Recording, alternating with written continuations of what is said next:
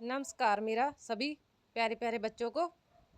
तो जो group D को लेके एग्ज़ाम होने जा रहे हैं तो उनके लिए हमने ਜਿਹੜੀ स्पेशल क्लास जे शुरू की है।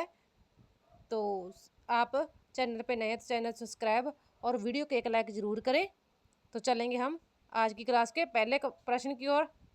भारतीय संविधान कब लागू हुआ था? तो चार ऑप्शन है हमारे पास। 15 अगस्त 1947, या फिर 26 जनवरी 1950, या फिर 26 नवंबर 1949 को, या ऑप्शन नंबर डी 2 अक्टूबर 1950 को। तो ऑप्शन नंबर बी जी करेक्ट आंसर रहेगा हमारा। 26 जनवरी 1950 को भारतीय संविधान लागू हुआ था। ये एग्जाम में पूछा जाने वाला बहुत ही इम्पोर्टेंट प्रश्न है। चलेंगे प्रश्न नंबर 2। भारतीय संविधान का जनक किसे कहा जाता है? Option A Mahatma Gandhi, option number B doctor Bhimrao Ambedkar, option number C Jawaharlal Nehru, option number D Rajendra Prasad. तो यहाँ पर चार ऑप्शन है हमारे पास। तो option number B correct answer हो जाएगा। डॉक्टर भीमराव अंबेडकर को भारतीय संविधान का जनक कहा जाता है। तो ऑप्शन नंबर बी बिल्कुल सही उत्तर। चलेंगे अगला सवाल, सवाल नंबर 3। संविधान सभा के अध्यक्ष कौन थे? Option number A doctor Ambedkar, option number B Jawaharlal Nehru, option number C doctor Rajendra Prasad, या फिर option number D Sardar Patel. तो चार ऑप्शन है हमारे पास। तो ऑप्शन नंबर सी जो करेक्ट आंसर हो जाएगा हमारा। डॉक्टर राजेंद्र प्रसाद संविधान सभा के अध्यक्ष थे। तो चलेंगे अगले सवाल, सवाल नंबर 4 हमारे पास। भारत में संसदीय शासन प्रणाली किस देश से ली गई है? तो option number A America, option number B Britain, option number C Canada, या फिर ऑप्शन नंबर डी फ्रांस। तो चार ऑप्शन है। ऑप्शन नंबर बी हमारा यहाँ पर बिल्कुल सही उत्तर आएगा। ब्रिटेन से भारत में संसदीय शासन प्रणाली ली गई है। तो बढ़ेंगे अगले सवाल की ओर, सवाल नंबर 5। भारतीय संविधान की प्रस्तावना में समाजवादी शब्द कब जोड़ा गया? 42वां संशोधन, या फिर 44 नंबर संशोधन, या फिर 52 नंबर संशोधन, या फिर 61 नंबर संशोधन। तो चार ऑप्शन है हमारे पास जहाँ पर। तो यहाँ पर ऑप्शन नंबर ए बिल्कुल सही उत्तर हो जाएगा। 42वें संशोधन समाजवादी प्रस्तावना में समाजवादी शब्द जोड़ा गया 42वें संशोधन के। चलेंगे अगला सवाल, संविधान का अनुच्छेद 14 किससे संबंधित है? ऑप्शन ए स्वतंत्रता का अधिकार, ऑप्शन नंबर बी समानता का अधिकार, या फिर ऑप्शन नंबर सी शिक्षा का अधिकार, या ऑप्शन नंबर डी संवैधानिक उपचार। चार ऑप्शन है हमारे पास यहाँ पर। तो option number B correct answer हो जाएगा हमारा यहाँ पर। समानता का अधिकार संविधान का अनुच्छेद 14 में आता है।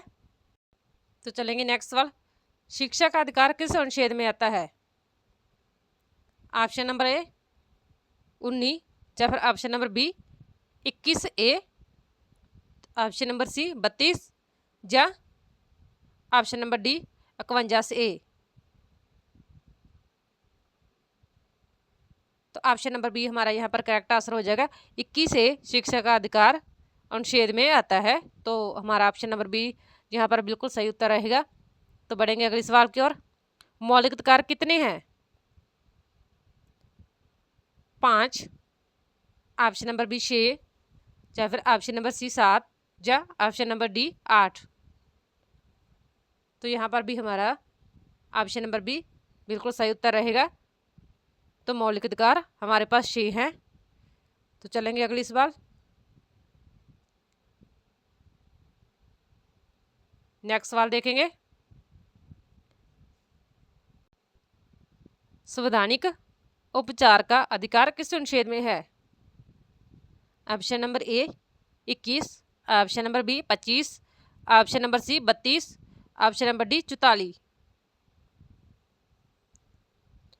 तो option number C correct answer हो जाएगा हमारा यहाँ पर। 32 अधिकार से अनुच्छेद में 32 अनुच्छेद में संवैधानिक उपचार का अधिकार आता है। तो चलेंगे अगला सवाल, भारतीय संसद के कितने सदन हैं? Option A 1, option number B 2, या ऑप्शन नंबर 3 या 4। तो यहाँ पर option number B correct answer हो जाएगा हमारा। भारतीय संसद के 2 सदन है। तो चलेंगे अगला सवाल, सवाल नंबर 11, लोकसभा का कार्यकाल कितना होता है? ऑप्शन 4 वर्ष, ऑप्शन नंबर बी 5 वर्ष, ऑप्शन नंबर सी 6 वर्ष, या फिर 7 वर्ष। तो 4 ऑप्शन है हमारे पास जहाँ पर। तो ऑप्शन नंबर बी यहाँ पर करेक्ट आंसर हो जाएगा हमारा। 5 वर्ष लोकसभा का कार्यकाल होता है। तो ऑप्शन नंबर बी बिल्कुल सही उत्तर रहेगा। बढ़ेंगे अगले सवाल की ओर, सवाल नंबर 12, राज्यसभा का स्थायी सदन है, इसके कितने सदस्य हर 2 वर्ष बाद सेवानिवृत्त होते हैं? 4 ऑप्शन है हमारे पास जहाँ पर 1/4, 1/3, या 1/2, या फिर 2/3। तो ऑप्शन नंबर बी यहाँ पर सही उत्तर हो जाएगा, 1/3। अगला सवाल, राष्ट्रपति का चुनाव कौन करता है? ऑप्शन ए जनता, ऑप्शन नंबर बी सांसद, या ऑप्शन नंबर सी न्यायवाचक मंडल, या option number D supreme court. तो यहाँ पर ऑप्शन नंबर सी बिल्कुल सही उत्तर रहेगा हमारा। न्यायवाचक मंडल राष्ट्रपति का चुनाव करता है। तो चलेंगे अगले सवाल की ओर, सवाल नंबर 14 देखेंगे, राष्ट्रपति का कार्यकाल कितना होता है? ऑप्शन ए 4 वर्ष, ऑप्शन बी 5 वर्ष, या फिर 6 वर्ष, या फिर 7 वर्ष। तो ऑप्शन नंबर बी यहाँ पर करेक्ट आंसर हो जाएगा हमारा। राष्ट्रपति का कार्यकाल 5 वर्ष का ही होता है। तो चलेंगे अगले सवाल की ओर, सवाल नंबर 15,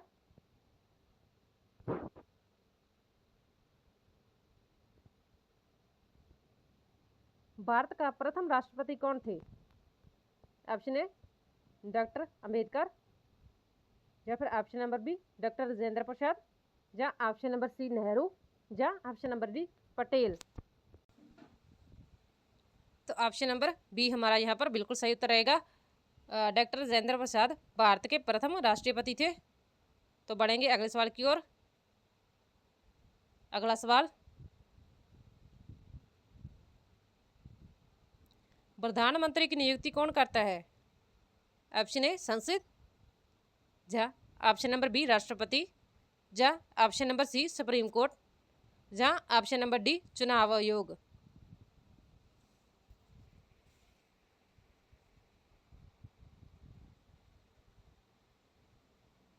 तो यहाँ पर भी हमारा आंसर नंबर बी बिल्कुल सही उत्तर रहेगा। प्रधानमंत्री की नियुक्ति राष्ट्रपति करता है। तो यहाँ पर भी हमारी बी करेक्ट रहेगा। अगला सवाल, भारत का वास्तविक कार्यपालिका प्रमुख कौन होता है?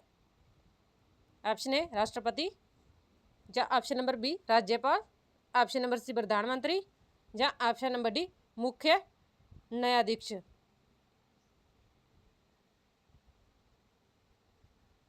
तो ऑप्शन नंबर सी हमारा यहाँ पर करेक्ट आंसर हो जाएगा। प्रधानमंत्री कार्यपालिका मुख्य प्रधानमंत्री होता है। तो ऑप्शन नंबर सी करेक्ट। तो बढ़ेंगे अगले सवाल की ओर, राज्य का संवैधानिक प्रमुख कौन होता है? ऑप्शन ए मुख्यमंत्री, या फिर राज्यपाल, या मुख्य सचिव, या फिर विधानसभा का अध्यक्ष। तो 4 ऑप्शन है हमारे पास। तो यहाँ पर option number B correct answer हो जाएगा हमारा। राज्यपाल राज्य का संवैधानिक प्रमुख होता है। तो चलेंगे अगले सवाल की ओर, देखते हैं नेक्स्ट सवाल, राज्यपाल की नियुक्ति कौन करता है? ऑप्शन नंबर ए मुख्यमंत्री, या फिर राष्ट्रपति, या फिर विधानसभा, या फिर संसद। तो 4 ऑप्शन है हमारे पास यहाँ पर। तो ऑप्शन नंबर यहाँ पर बी भी बी फिर से सही उत्तर हो जाएगा हमारा।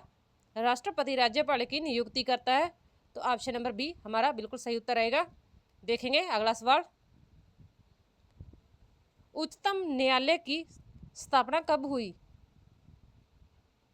1947 में, 1949 में, या फिर 1950 में, या 1952 में। तो यहाँ पर हमारा ऑप्शन नंबर सी बिल्कुल सही उत्तर रहेगा। 1950 में उच्चतम न्यायालय की स्थापना हुई, तो ऑप्शन नंबर सी हमारा यहाँ पर करेक्ट आंसर। तो बढ़ेंगे अगले सवाल की ओर। भारत का सर्वोच्च न्यायालय कहाँ स्थित है? ऑप्शन ए मुंबई में, ऑप्शन नंबर बी दिल्ली में, ऑप्शन नंबर सी कोलकाता में, या ऑप्शन नंबर डी चेन्नई में। तो चार ऑप्शन में से तो यहाँ पर भी आंसर नंबर हमारा बी बिल्कुल सही उत्तर रहेगा। बहुत से सवालों का जड़ा आंसर हमारे पास बी आ रहा है, तो यहाँ पर बी आंसर। भारत का सर्वोच्च न्यायालय दिल्ली में है। अगला सवाल, न्यायिक पुनरावलोकन का अधिकार किसे है? तो ऑप्शन ए राष्ट्रपति, ऑप्शन नंबर बी संसद, या ऑप्शन नंबर सी न्यायपालिका, या ऑप्शन नंबर डी चुनाव आयोग।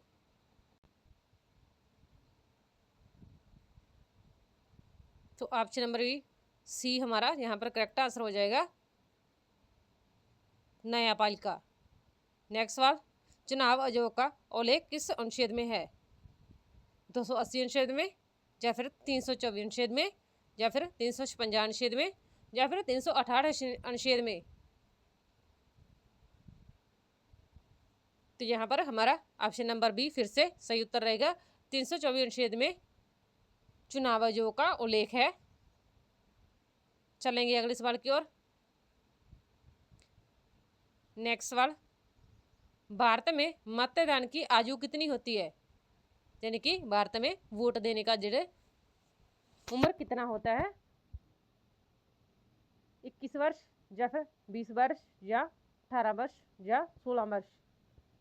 तो ये तो सभी को मालूम ही होगा, 18 वर्ष में आपकी वोट बन जाती है। तो भारत में मतदान देने की आयु 18 वर्ष बिल्कुल सही उत्तर रहेगा। तो चलेंगे अगले सवाल की ओर। सवाल नंबर नेक्स्ट, मतदान आयु 21 से 18 वर्ष किस संशोधन द्वारा की गई? तो ये वोट देने का अधिकार था पहले 21 वर्ष के लोगों को मिलता था, तो कौन से संशोधन से 18 का हो गया? तो देखेंगे हम यहाँ पर 92, या फिर 44, या फिर 61, या फिर 73। तो ऑप्शन नंबर सी बिल्कुल सही उत्तर रहेगा। 61वें संशोधन के कारण आयु जोड़ा 21 से 18 वर्ष का हो गया। आप लोग मेरे चैनल पर नए हैं तो चैनल को सब्सक्राइब और वीडियो को लाइक जरूर करें, और कमेंट बॉक्स में जरूर बता के जाना क्लास कैसी लगी आप लोगों को।